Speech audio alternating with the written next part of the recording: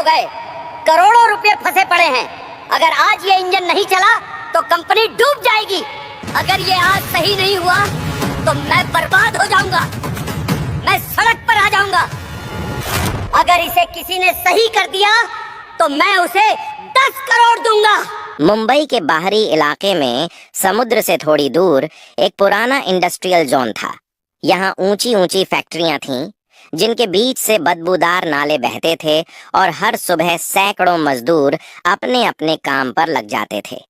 इसी इलाके में एक विशाल ऑटोमोटिव कंपनी का रिसर्च प्लांट था, जहां देश का सबसे महंगा और सबसे गोपनीय प्रोजेक्ट चल रहा था। करीब 200 करोड़ रुपए की लागत से तैयार किया गया एक हाईटेक इंजन, जो भविष्य की इलेक्ट्रिक और हाइब्रिड मशीनों की रीढ़ बनने वाला था।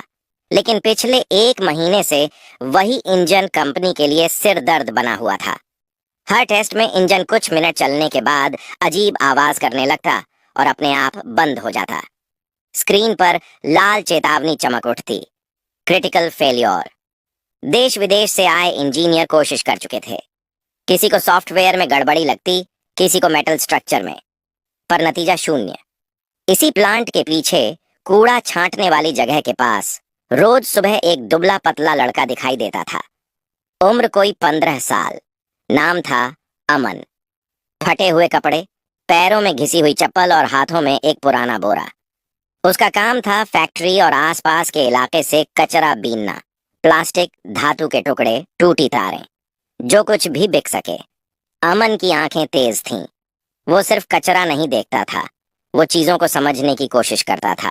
जब भी प्लांट के अंदर से कोई खराब मशीन या जला हुआ पार्ट बाहर फेंका जाता, अमन उसे ध्यान से देखता।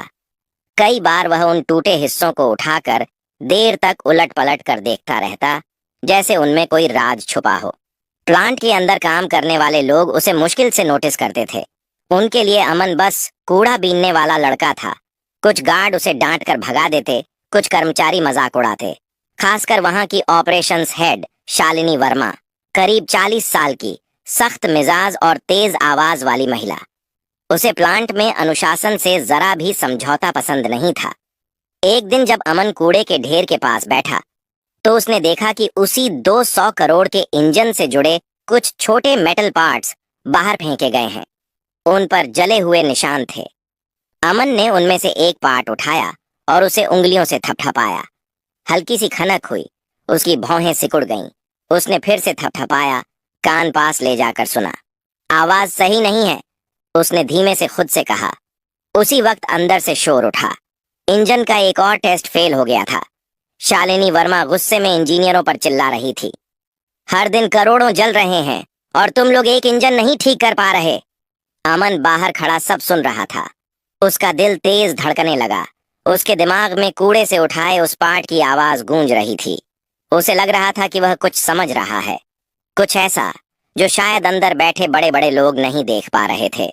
उस दिन पहली बार एक कूड़ा बीनने वाले 15 साल के लड़के के मन में यह ख्याल आया कि शायद वह इस इंजन को ठीक कर सकता है। यहीं से शुरू होने वाली थी एक ऐसी कहानी